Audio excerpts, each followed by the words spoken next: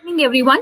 I welcome you all to ENVIS webinar theme, Know Your Ecosystem, and today's topic is Mines Rehabilitation and Reclamation of Iron and Manganese Mines in Karnataka, India, by Dr. U.V. Singh. Dr. U.V. Singh is retired Indian forest officer who has worked at various capacity during his period in the Forest and Environment Department, including Karnataka Pollution Control Board, Lake Development Authority, and Medicinal Plant Authority. He has worked in Karnataka State Lokayukta as chief investigator for investigation into illegal mining in the state, more specific to Bellary sector. He was a member of Justice MB Shah Commission of Inquiry for Illegal Mining in Iron and Manganese ore in the country. He is appointed as member of monitoring committees for e-auction of ores for Karnataka and Goa states by Honorable Supreme Court. He is also an expert member of committee appointed by National Green Tribunal (NGT) on rejuvenation of lakes in Bangalore. He has several publications on various topics pertaining to lakes, biodiversity, insect, water pollution, etc. He has authored 13 books with Justice MB Shah and Justice N. Santosh Hegde in the field of mining, corruption, cyber crimes, and others. And he's one of the best experts on mining matters in the country. So it's an immense pleasure to welcome Dr. U.V. Singh. Over to you, sir. Thank you. Thank you very much. I think I am audible to each and everybody. And good evenings to one and all.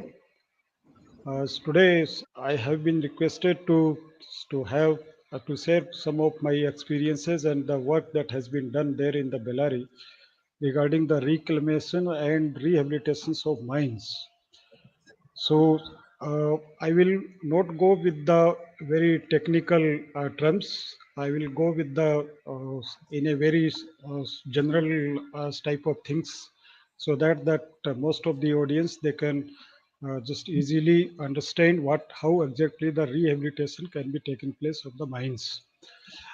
Uh, to start regarding the rehabilitation and reclamation, I will just give slightly a brief introduction regarding the what are the actually mines, how exactly it is being given to the various persons, and then where exactly these particularly mines of the iron ore manganese are located in India and then in Karnataka, and then how much is the productions of this iron ore right now and since last 4 5 years, and then of course about these whole environmental issues and all that. So to begin with, let me tell about that there are generally two types of mines. One is the open cast mines, and the second one is the this deep vein mines. So most of these iron ore and the manganese ore mines, they are the open cast mines. And some of these metals like the gold and copper and all that, they are as the bore mines generally we used to call it, like the how exactly the petroleum and gold it is being extracted. You can take Bangaloreans might be knowing about this KGF and all that. So it is they are not open cast mines. They are all bore mines. Generally, in depth, it has been some bore type of things. It is being dug, and then the ores is extracted, and then refinement of the metals take place. So generally, these open cast mines they are having the tremendous effect on the environment because lot of area is being covered, and presently in the country for these iron ore and manganese, about more than some 1,25,000 hectares has already been opened up areas, and most of these areas are unfortunately located in the forest lands. So this is another unfortunate things on this planet itself, on the Earth planet, that most of these mines or the minerals they are located in the forest lands or the forest types of habitations. So wherever there is any mine, any opening of any sort of a mineral, it will be by and large it will be in the forest areas or the forest like habitat areas. Uh, More specific to the today's topic, if you see the mines that is iron ore and manganese mines, It is located starting from, if you start from the this north and eastern side, it starts from the Odisha states. Beyond Odisha, there is no iron ore. Is very less quantity of iron ore is available in Assam and some Assam, and maybe the very little part there in the Himalayas. So, but most of these this rich iron ore that is located from Odisha, and then it moves towards these southwestern sides. If you see this picture of India, where this all most of these iron ore rich areas has been just earmarked, and it is start suppose it is starting from the Odisha, then it comes to the neighboring states as Jharkhand, then Chhattisgarh, then Karnataka, and finally ends with the Goa. So this is a belt of iron ore located in the country. If you see this slightly more specific, these all these locations that has been defined by technical terms and all that, I will not go in that sort of the technical terms. So if you see this other one, the other map of India, this all it is slightly in detail. It has been shown in this map. Now, to come to iron ore production, because more is the ore production, more is the destruction, and you will be knowing mostly that these most of these mines, they are the red mines in the, as far as pollution is concerned. So they are the highly destructive one sort of a industry which creates almost all type of pollutions. You name it, it is available because of the mining. Uh, so if suppose that there is the more production, there will be the more sort of a pollution and all other sort of environmental effects because of this mining. In our country, if you see it, the production of ore in 2016, it was around the 184 or 185 million tons, and then in subsequent years, uh, in the 17 it is 201 million tons, then 204 or 205 million tons, and then 2019 it was 231 million tons. This year it is 2020 and all that. Will be slightly almost the same because of it is not likely to be increased because of this having the COVID pandemics and all that. So there is the effect of this one regarding the production. If you will see the state wise, just I have told that where exactly it is located, the highest producing iron ore or the large number of the mines is located there in the Odisha. It is almost more than 50% of the iron ore it is produced from the Odisha states. Uh, and then at the second number, it is the Chhattisgarh that is having near about 35 or 36 million tons of the production. And then Karnataka, it is having the 30 million tons. And then Jharkhand.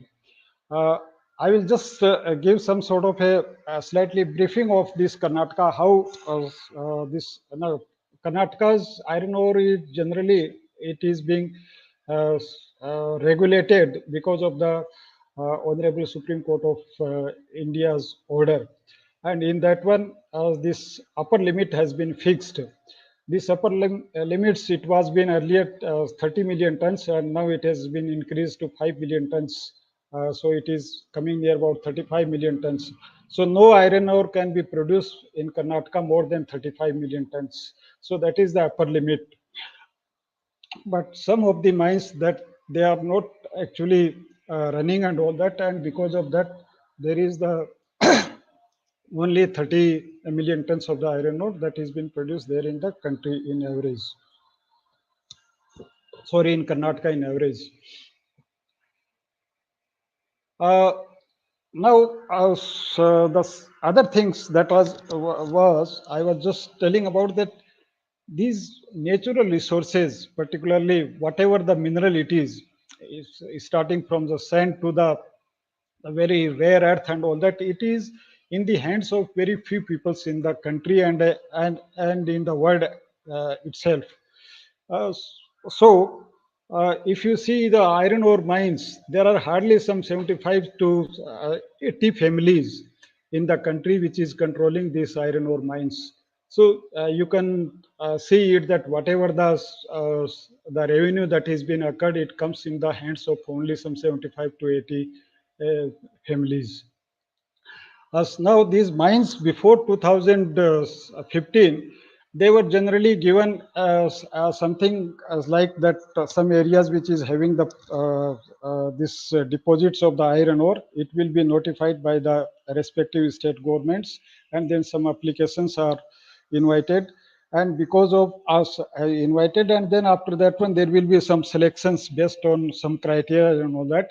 But most of the mines they were in the past has been generally been allotted as to the very influential, whether it is a politically or whether it is a financial peoples only. Hardly any the middle class and the lower middle class peoples they used to get the mines.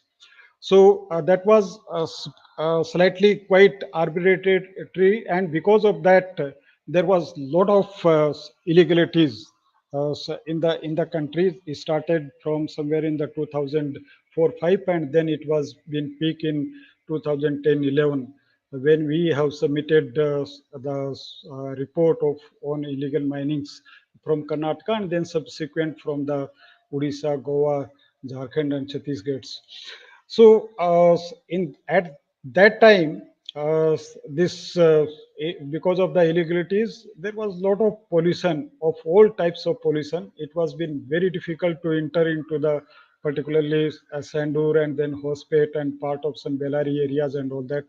It was so horrible that now most of these they were most of the times more than some 5,000 to 6,000 trucks they were plying on the roads, and the conditions of the roads were very bad and all that.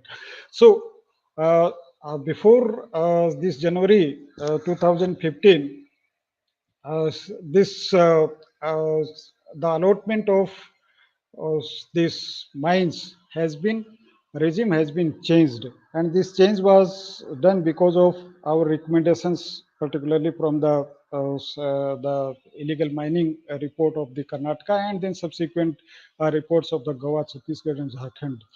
And because of that sort of recommendations, it has been taken cognizance by the central government, and then they have brought a ordinance, and from then onwards most of the mines now they are being allotted uh, through the auctions. There is no now free allotment of the mines what it was been there in the past. So that sort of things it has been now stopped. uh, of course, with having some sort of a experience about these e-auctions and all that, there are some loopholes in any sort of a system, and likewise here also there are loopholes, but it is in the lesser grade, not exactly what it was been there in the past. There is another types of now in the this year. So this allotment has been particularly coal mines has been started, and that is being generally known in a very common language, that is the commercial coal mine auctions. And this commercial coal mine auctions is generally the it is based on the principles that whatever the revenue it is being occurred in these mines, the lessee has to share the percentage of that revenue with the state government, and based on that one some base price is fixed, and after that one there is some sort of a bidding on that one. And recently you might be hearing about and reading there in the papers that some coal mines has been now very recently it has been allotted there in the Jharkhand and this Chhattisgarh and the Odisha's and Madhya Pradesh. So this allotments now it is slightly uh, is regulated, and not very freely is now it is available. But because of that, this particularly the auction. Now it is slightly concentrated in a very uh, big industries or the very big rich peoples, because it has become out of the approach to the middle class peoples and the lower class peoples. It is just simply out of taking the any sort of a minds, because the in this one there are the slightly very bigger blocks, and then lot of financial requirement is needed. So recently, because of that, very big influential peoples, they have got this coal mines like the Adanis, then Birlas, then there is this JSWs, then Vedantas and all that. They are the very leading mine owners in the country, and only those people they have got these allotments because of the high value of these allocations and auctions. Now, what was the really the conditions of these mines? And this will be a some sort of a paragraph I have just taken out from the Supreme Court order, which has been issued based on these the findings of the Lokayukta, and then for the Karnataka, and in that one of these very landmark judgment, being generally being known as the 18/4/2013 order or judgment of the Supreme Court, in which it has been stated that illegal mining, apart from playing havoc on the national economy, had in fact cast an ominous cloud on the credibility of the system of governance by laws in force. It has had a chilling and the crippling effect on ecology and environment. You see that this is very hard words that has been used by the Supreme Court because of the conditions prevailing at that time, particularly from the 2006 to 2011. And then the satellite imagery is placed before this court with regard to environmental damage and the destruction has shocked judicial conscience. So very hard, the hard hitting type of the order of the Supreme Court was been is was been issued based on these available informations at that particular time. Now, in those circumstances, there were the series of orders issued by the Supreme Court, and in one of these order of the Honorable Supreme Court was on 23/9/2011, and in this 23/9/2011 order, Supreme Court order, they have appointed a, a committee that is being known as the monitoring committee, and the Supreme Court has told that the all the ore which was been available or existing at that particular time, it was been estimated around the 25 million tons of the ore available at that time in 2011. It has to be auctioned by a committee, and that committee was the three members. Of course, I am one of the members in that committee.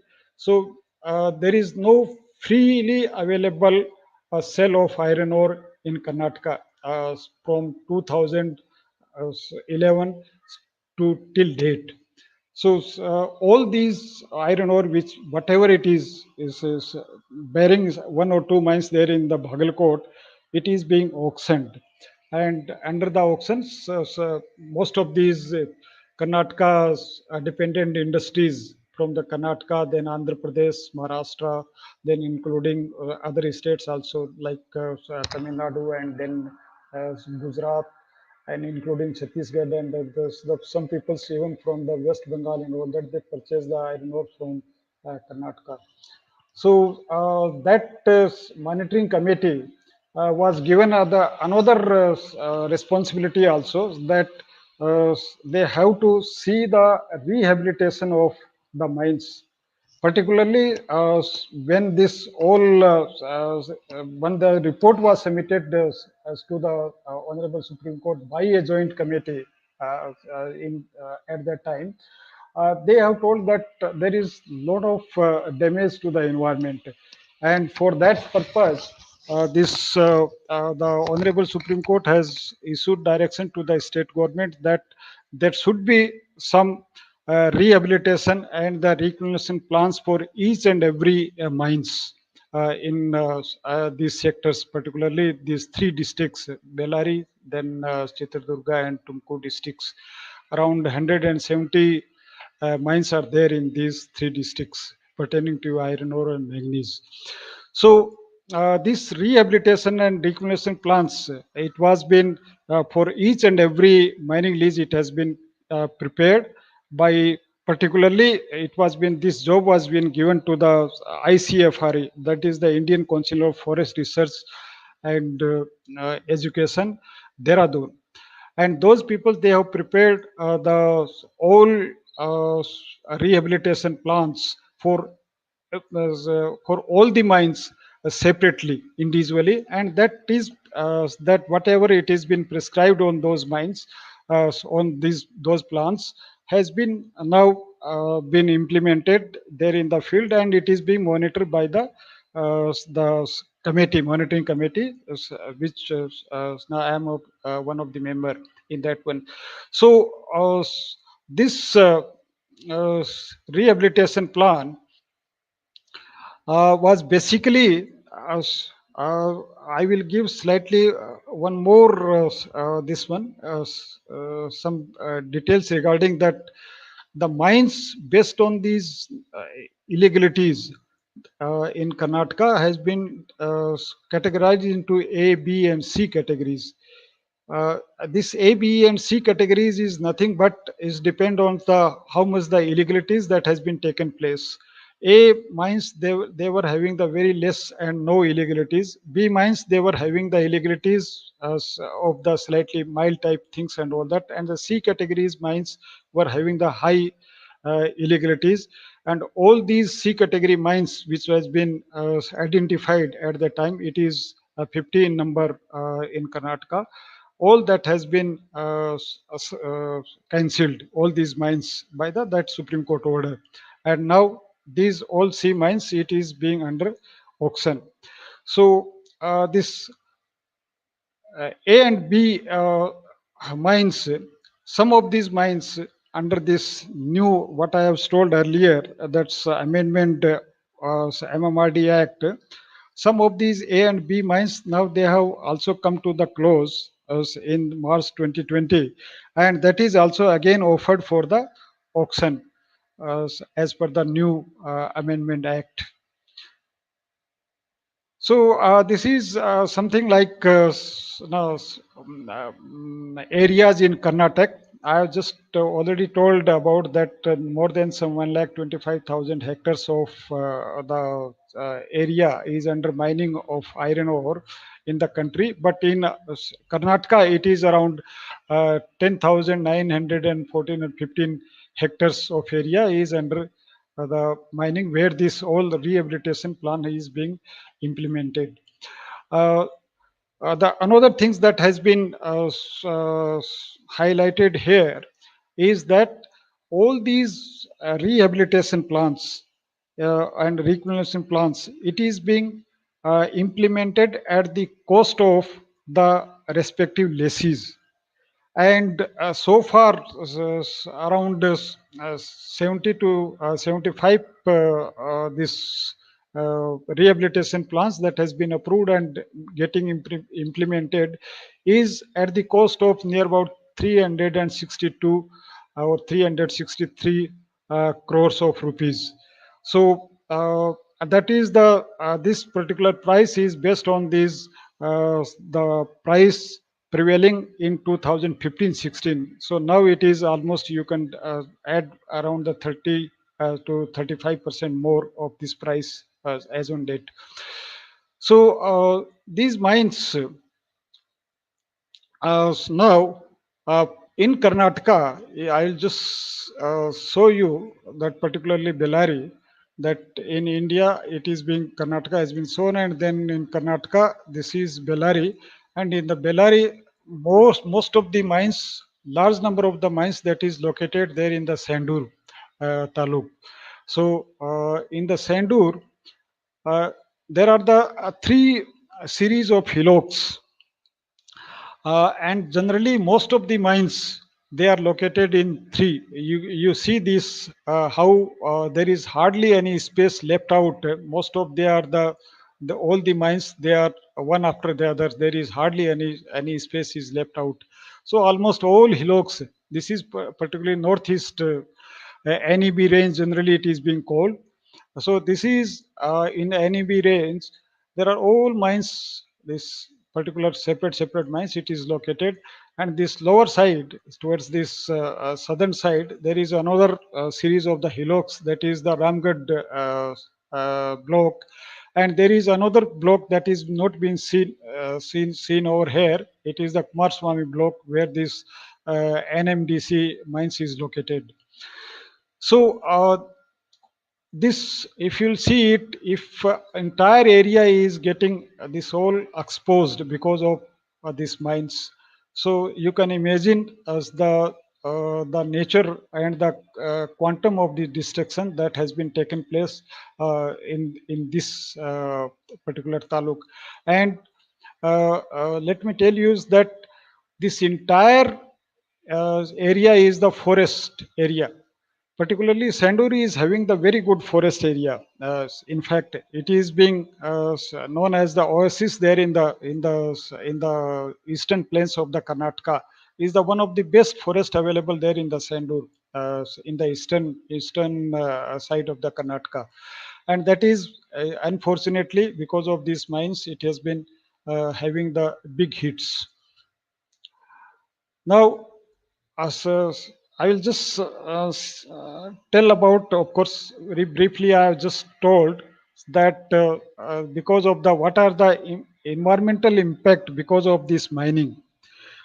The first and foremost is that there is the impact on the landscape, then impact on the ecology, then impact on the air quality, then impact on the noise and vibration, then impact on the water quality, impact on the soil fertility, impact on the aquatic life, and impact on the society. So these are the various these regimes where this mines is having a direct and very severe effect in those locations. This is nothing but some sort of aesthetics. I will not take you to this aesthetics.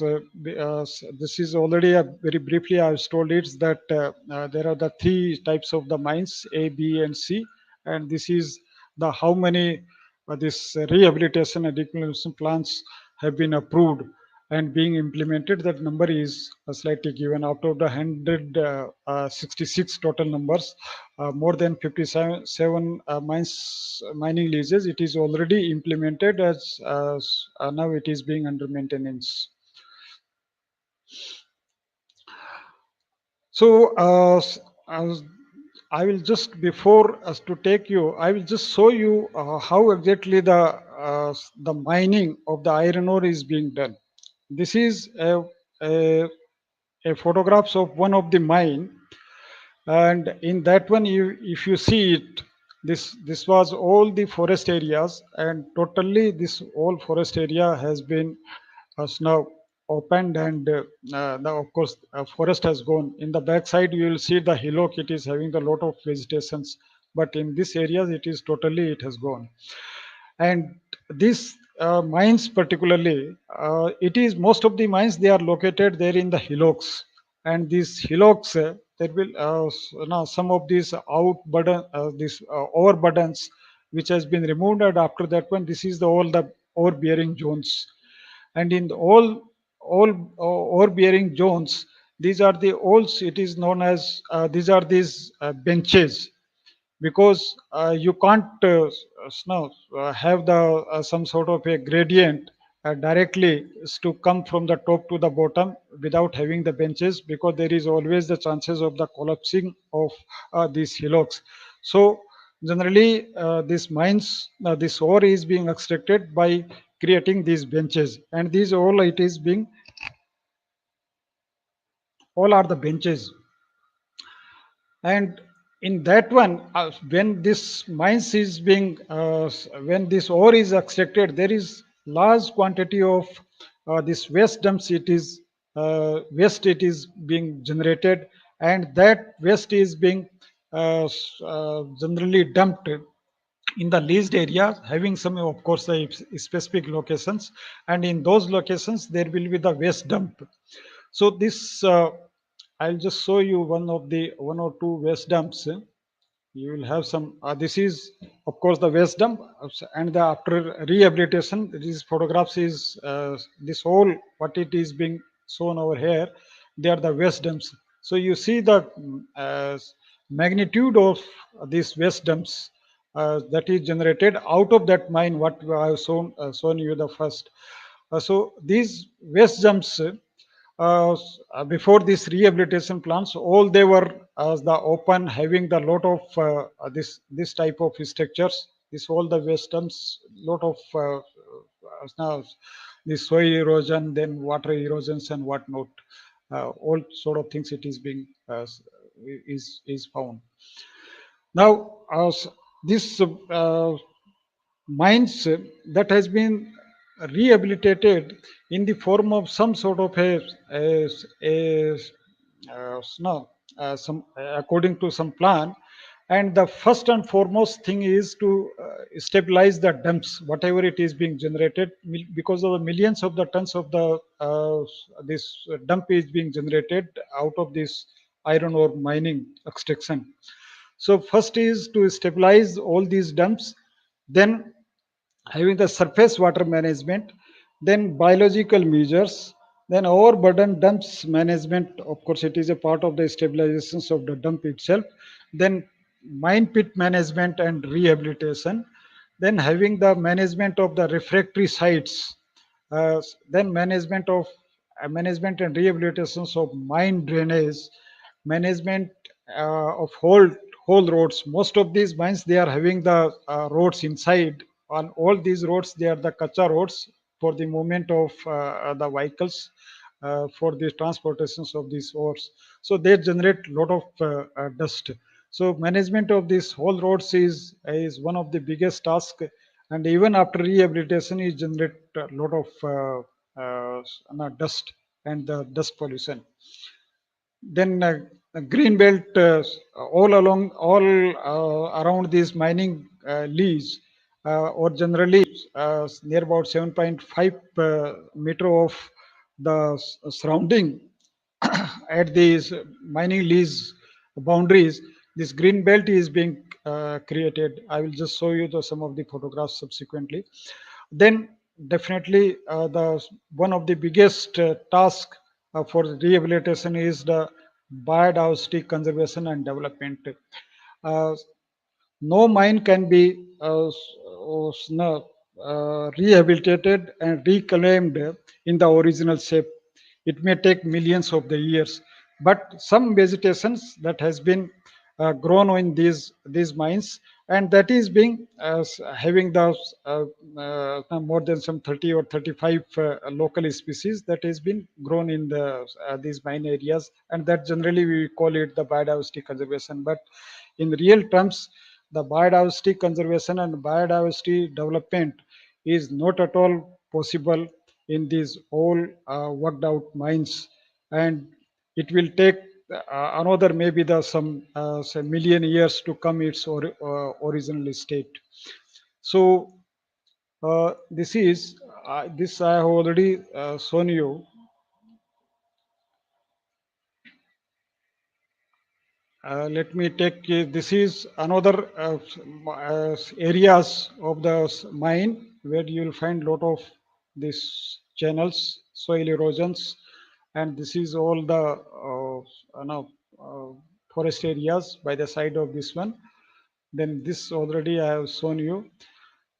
You see, this is one of the mines that is particularly pertains to the Chogle groups.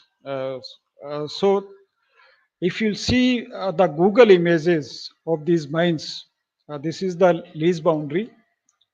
Then you will see this all these benches. You will see is very clear benches. It is being seen in the Google. Then all they are the dumps.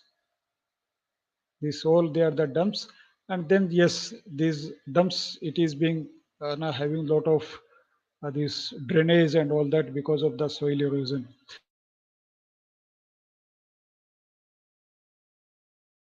It looks like this, and then uh, by preparing this rehabilitation plan, it is being just given in the this sketches, and in the sketches they demarcate, and then every section of these particularly areas, then they give the various types of the treatments. I'll just what sort of the treatment that is being proposed for this rehabilitation, proposed and implemented this one for rehabilitation. First is the retaining walls. You see, those most of the dumps, they generally during the rainy seasons or the during the rains, these all these dumps they just having the lot of soil erosions.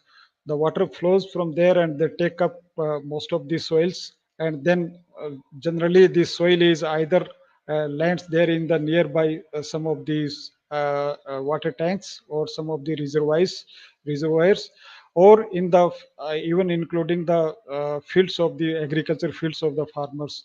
So there is lot of damage because of that one. So to rehabilitate these old dumps, generally retaining wall is being created. I will just show you the how exactly this retaining wall. This is this is what exactly this retaining wall all along these dumps. So after rehabilitation, there will be hardly any chance for the soil erosion, and this is of course one of the best rehabilitated mine. There is no doubt in that one. So this such type of walls that has been created there in all along all these waste dumps. Then embankment, of course, it is also a part of the this one.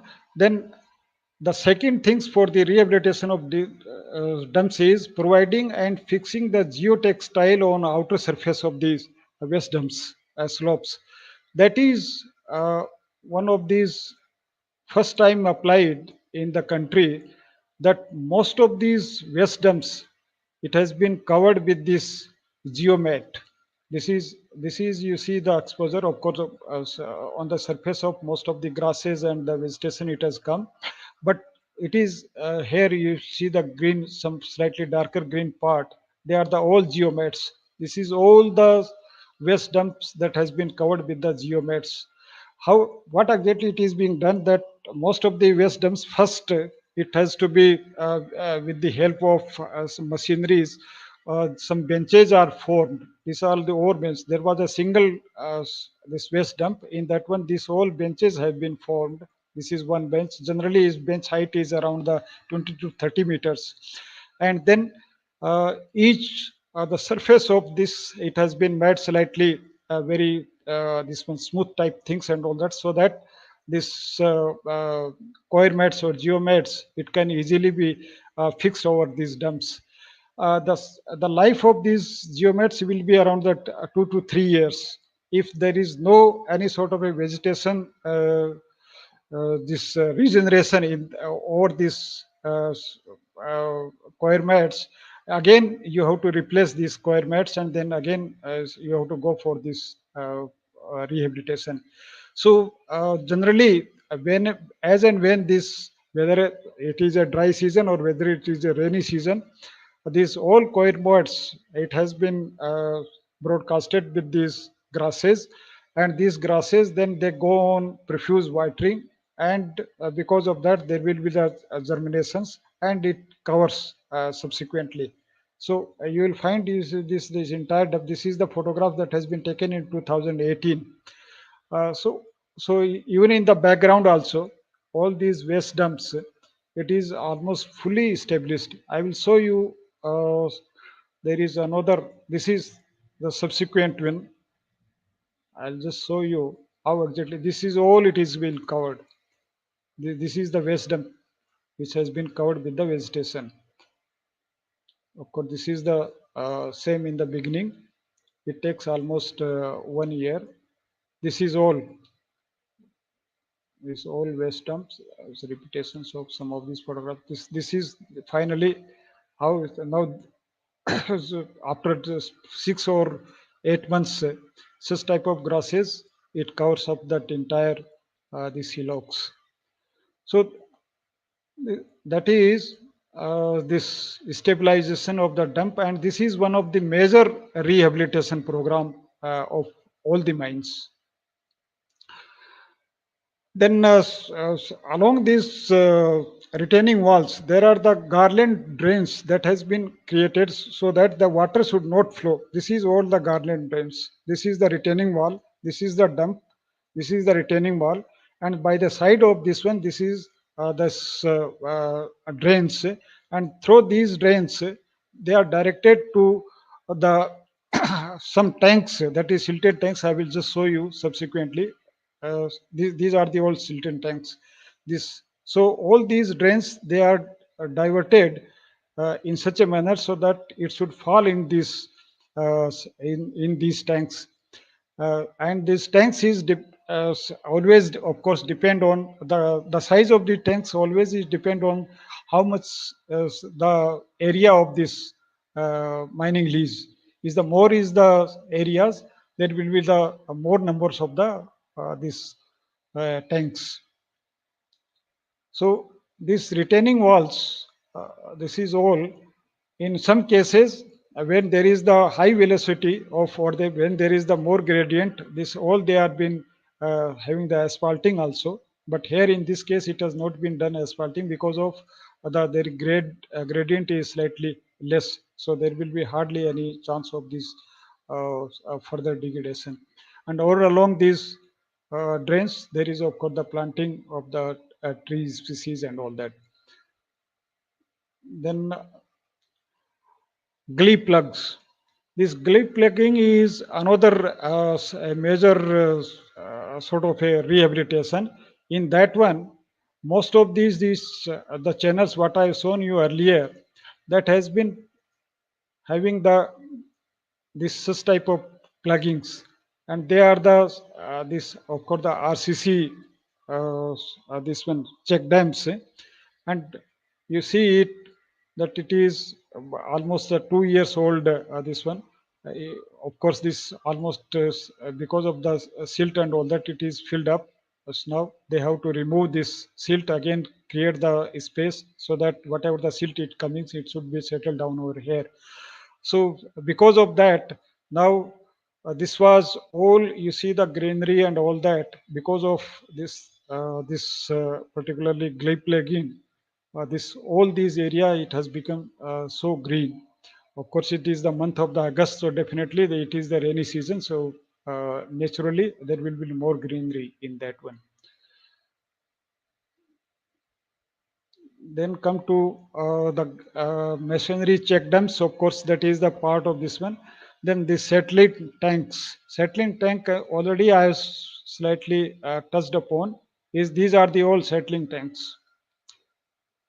The water that is being harvested there in the mine areas are finally directed to come to these tanks, and then there will be overflow. And if suppose there is the more rains and all that, of course in this case, in the month of August, only the one tank is filled up, one, and this second and third, it is not yet received the water. But generally, most of the tanks they get filled up at the end of the September, or maybe the somewhere in the middle of the October. That is our experience. So this is another retaining wall. This all now hardly there is any sort of uh, the soil erosion. I'll show you some of the photographs of some more mines. They are the different mines.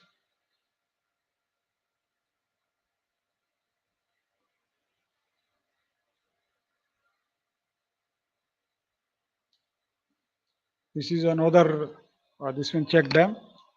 This is a retaining wall. The upper side there is the waste dump. This one, this. Now there are the certain local species that has been recommended by this ICFRI that these are the only species it should be planted in this uh, for the rehabilitations in the mine areas. But uh, our experience is that most of these species they generally accept some leguminous species they don't come up very nicely. They struggle as to come up because of there is no much farmyards and all that available or much this organic matter is available for this sustenance. Some of these lessees they have been requested and directed to import some of these adjoining the natural soil and then put it in the pits and after that one grow these seedlings. But that is also not very it is being slightly not very effective. But more than some 50-60 species that has been recommended for this uh, areas. So this is another mine which is having this waste dump rehabilitation. Is done very nicely, of course.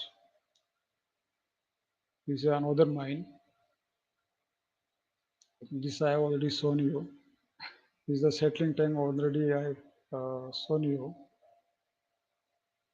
This is of course subsequent. Then these are the another, of course, it is a type of the retaining wall, but slightly taken to the very height is slightly more than that retaining wall height. It is generally almost entire hillock is covered up to this one because there is the always chances for collapsing of this particular hillock that is seen in the background. So such type of structures has also been created for this rehabilitation. This is again a rehabilitated mine. It is the picture of this Ismail mining lease is fully almost covered. This is another. This is also fully covered.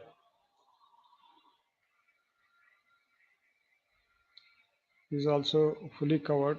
This is 4 years growth. It is all the Ismail mining lease areas.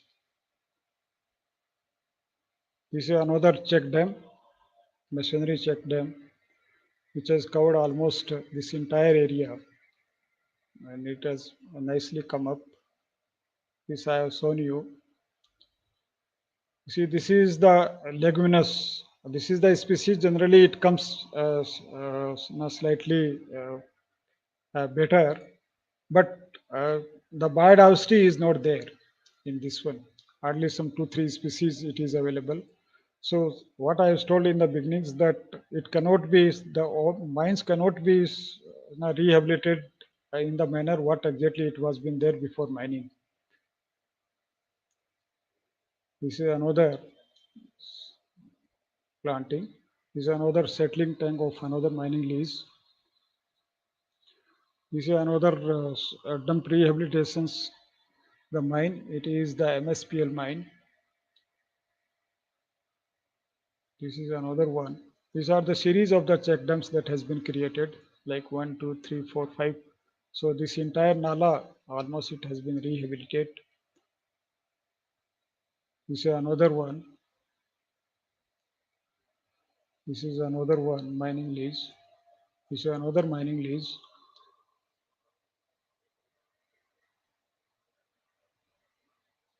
This is what I was talking about, this whole roads, and these whole roads create lot of dust because of the movement of the vehicles.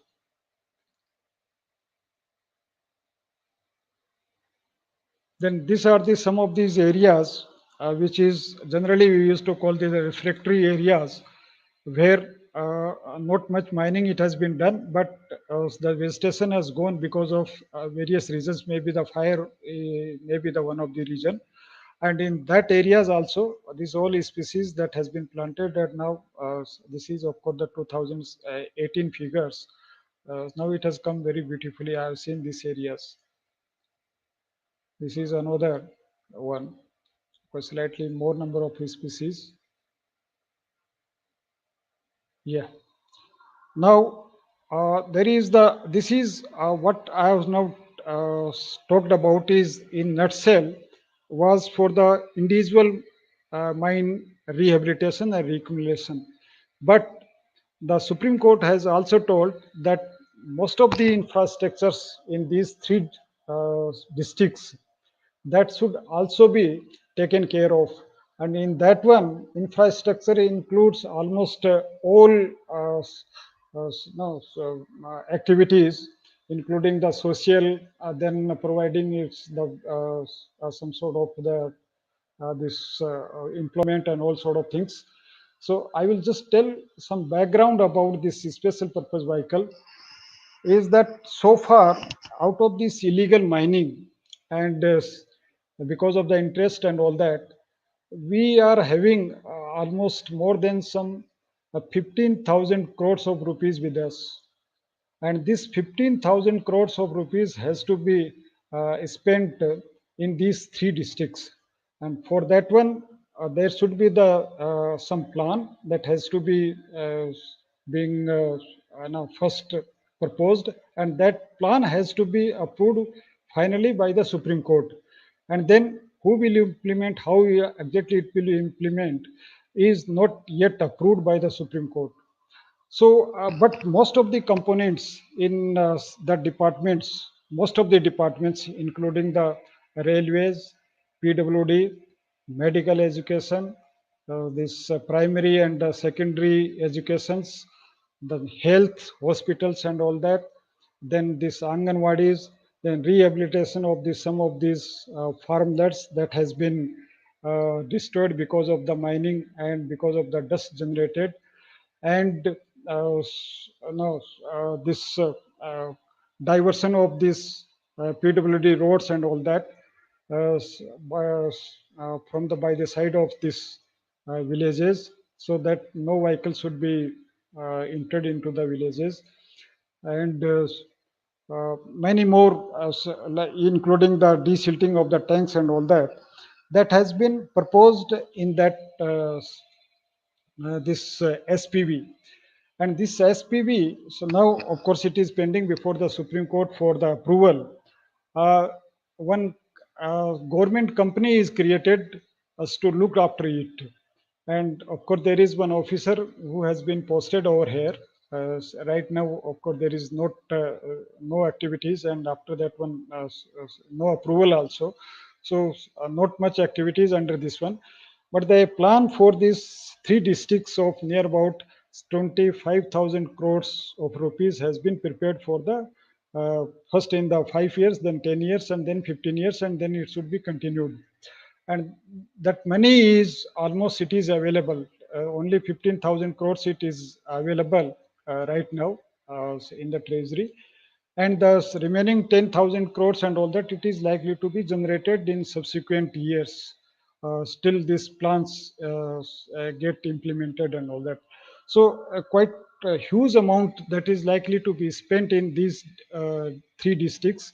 And after that is implemented, I think the Sandur areas, Hospet areas, Bellary areas, maybe the Chitradurga in one or two taluks, and then of course the Tumkur, there is not much activities because of the closing of these mines.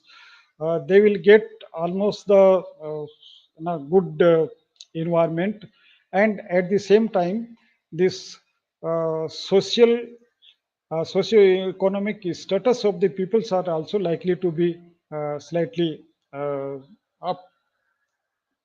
It should be up because of this large amount of the money it is likely to be spent in that one.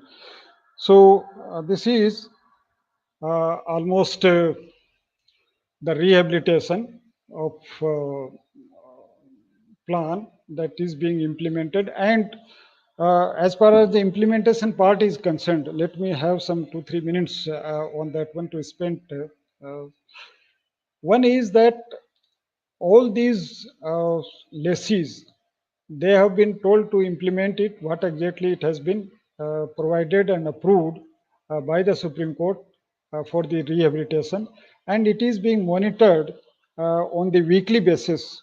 It is not the monthly and all that. It is weekly basis. They are supposed to submit the progress report to the monitoring committee, means to us, and then we give our comments and how exactly it should be done and all that. So generally it is being very closely monitored, and in between we also send some of the peoples from the outside to look into it, and how exactly whether the something is more improvement is required. The some freedom is given to the monitoring committee to make some sort of the changes is based on these the conditions prevailing in that mines.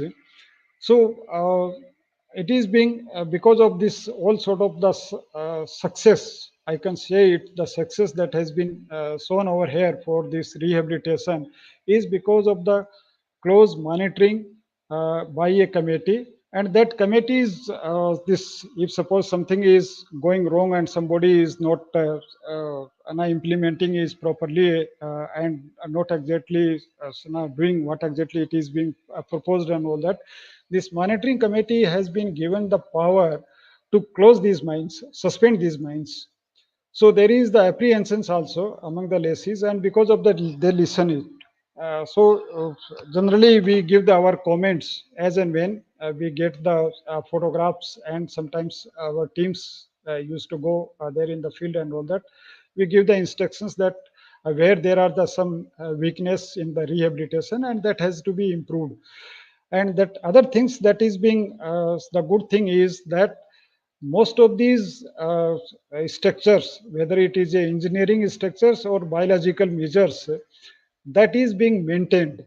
If suppose there is any sort of a damage and it is brought to the notice by through the photographs or the through inspections and all that, the lessee has to repair it and redo it at their own cost. So as far as cost is concerned, nothing, state is not spending any sort of things. It is the lessees. Of course, they have damaged it, so they have to spend it also, recoup it also. Uh, so because of that, some improvement, what it was been done up to the 2011. Of course, from the 2011 onwards, most of these mines in the after closing, there was the mining leases which has been resumed and started were only those who have substantially done the rehabilitation works. If there is no rehabilitation work at the satisfaction of the monitoring committee, the mine cannot be run. So that is another yardstick. We generally go there. Personally, we used to go once this implemented. We see it, and then we see the progress, and we see that how exactly the quality and all sort of things. And then we feel it that this mine can be resumed. Then only we give the permission. The giving the permission for the resumption of the mining or to run the mining is also in the hands of the monitoring committee because of the Supreme Court order. So hardly there is any sort of a interference of any other government agencies other than the monitoring committee. And because of that, one system, and that monitoring committees is also being monitored by the Supreme Court as and when now some sort of a problem or something it arise, we are having the direct access to the honorable Supreme Court, and we put it, and the Supreme Courts take the note and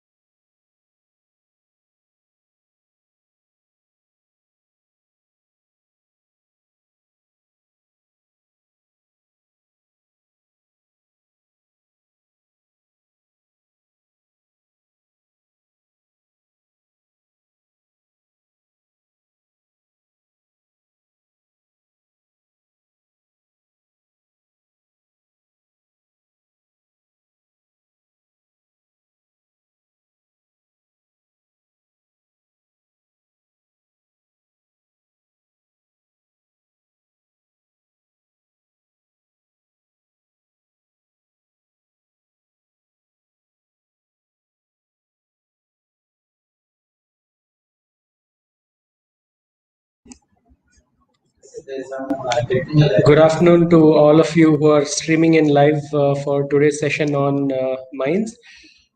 Looks like there is some technical issue due to which we have lost the speaker. We'll just wait for a couple of minutes while I think he's just getting added.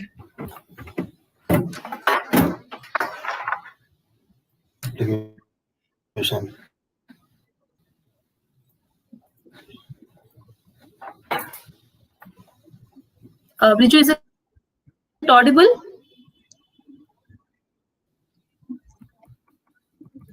There's some disturbance right now. Can you try speaking again? Hello? Yeah, it's audible now. Riju? Okay. So, because there is I'm sorry that there is the disturbance because of this current. The light has gone.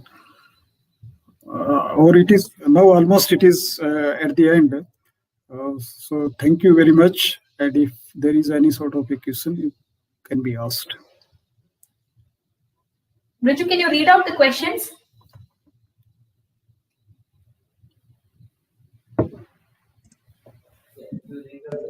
Yeah, there are a few questions that have come up. First, we have a question from Hemant Rao. Yeah. He's asking, what about the people's livelihood who were working in the mines which were closed? You see, this is one I'll of repeat the question, sir. Hemant Rao is asking. Yeah, no problem. Is it Sorry, audible please now? go ahead, sir. Yeah. Yes, you're audible. Yeah. No legal mining was closed. That is number one. So all illegal things cannot be run. That is the one thing. Second thing is that now almost more than some 42 mines now almost it is running. So the employment what it was been there in the beginning has been again come to the same stage now. The second one is that lot of employment that has been generated because of this rehabilitation. You see the real employment that has been generated after closing these mines when this rehabilitation work took place. More than some 370 crores rupees has been spent in these areas. And it is not the government money, it is the spent by the lessees. And you will surprise and the persons who are seeing these mines, you will surprise the folks of these laborers. They're working in these mines for the rehabilitation, including now also. We are still the laborers is not being distanced from these mining area. They are being kept for these maintenance, particularly these biological measures.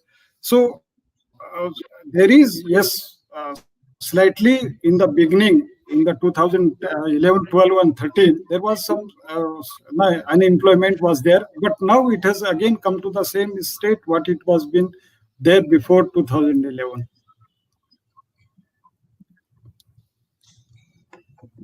Yeah, next question.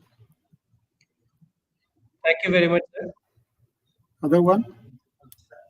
Now we have another question from Damanjit Singh Minas. He's asking, are there any studies to understand the impacts on the watershed runoff post-rehab? For flows in natural streams would be altered. You see, the most of these mines, natural stream in these particular areas, because I have seen almost all the mines, there is no actually alteration of the natural streams. There were the definitely soil and water erosions, definitely it is there, but the alteration of this natural stream is not there. Because most of the mines, they are located there in the hillocks. So water will just find out the ways to slip out from these hillocks to the adjoining most of these there in the nalas, and then subsequently, of course, enter to some of these tanks, man-made tanks. So there is hardly any change, particularly in Karnataka. Yes, I have seen this water course change there in Odisha during my investigation in 2013 and all that. There are the one or two particular rivers, small, big streams, That is because of the dumping of soil that has been diverted. So, as far as Karnataka is concerned, it is not there. But yes, in Odisha, I have noticed some 2 or 3 places that has been changed. This water course has been changed because of this dumping from the mines. Yeah. Next. Yeah, thank you very much, sir. We have one other question. What is Yeah. the success rate of various ecological measures that are taken? You see, the most of this planting that has been done, it is being continuously watering is being done. There is the good growth. The success rate, I can say, the more than 80% in these areas. Of course, already I was told it that the species, the biodiversity is slightly not what exactly it should have been, but the leguminous species, they are coming, and only those species in the beginning that has been planted, and the success is almost more than some 80%. And as and when any sort of a seedlings that is getting either dried up and eaten up by, of course, there is no cattle in the mine areas, but eaten up by insect or something, it has been replaced. So continuous maintenance is there. So this actually is the real success has to be seen after now 7 or 8 years. Now, right now it is, we can say it more than 80%, may not sustain that much after 10 or 15 years.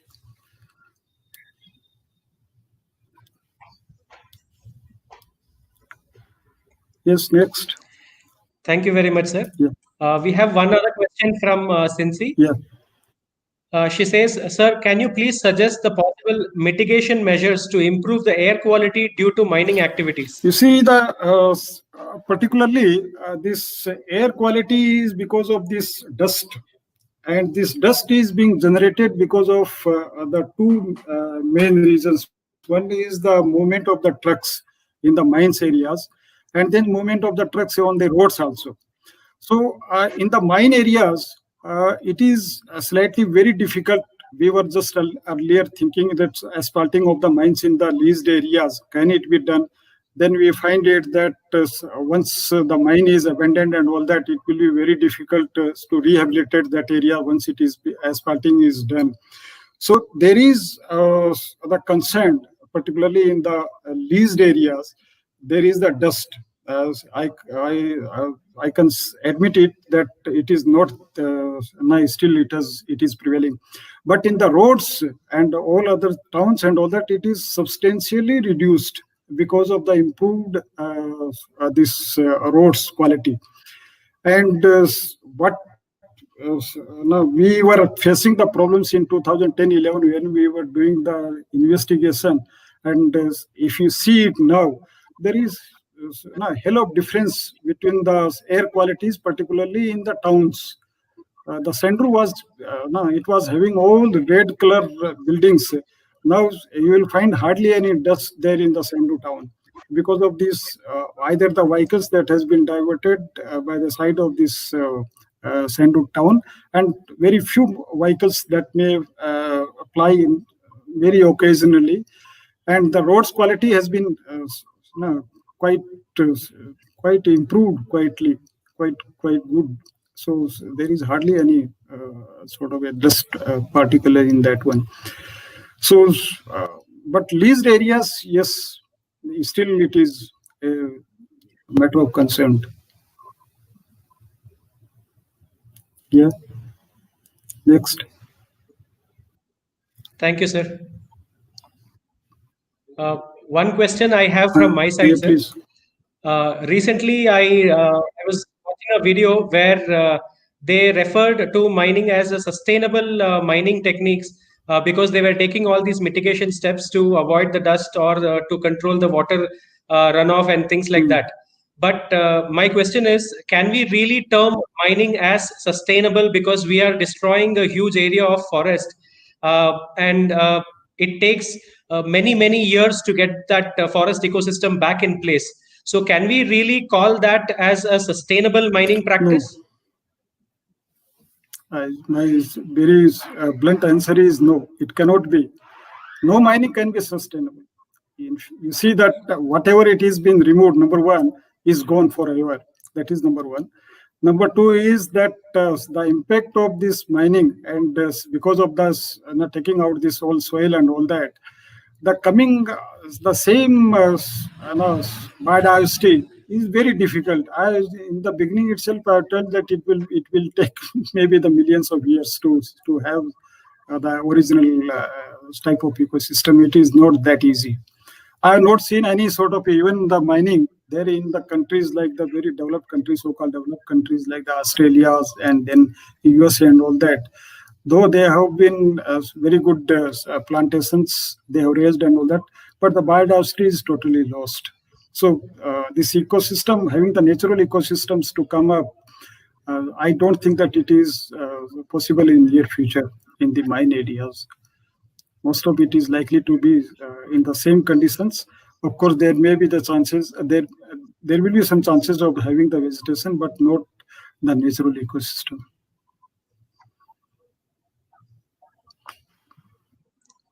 Thank you, sir. Thank you very much. We have one more question from Dhananjay Kulkarni. He's asking, what is the average time that reclamation requires to bring ecology to a healthy state? You see that this is just for having the various measures. Of course, one is this waste dump establishment and all that. It takes near about 5 to 6 years to come, if suppose it is properly maintained. But having the good vegetation, it may take more than 10 years to have the vegetation, but not the vegetation in the natural state.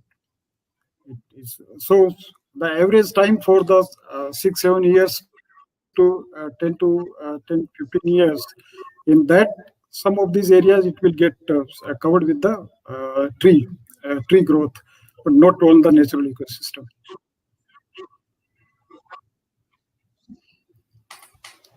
Yes. Okay, thank you very much, sir, for answering all the questions which were posted. Now, is Deepthi available? You can conclude. Okay. Thank you, Deepthi. All right. So I thank you, sir, for taking your valuable time off and spending time with us today here and explaining to us in detail about mining and various concepts that undergoes and also the measures that are taken to mitigate the after effects of mining. I thank you from the entire EWRG team at IASC, CES IASC. And I also thank you on behalf of all the participants of Lake 2020 who are streaming in live and watching this video. Thank you very much, sir. And I also would like to thank all the participants for streaming in today and asking valuable questions. And also, whatever you have learned here, I request all of you to spread that message everywhere you go and also increase the awareness of environment literate people in our country. I wish you all the best and a very good evening to all of you. Thank you. Thank you. Thank you, sir.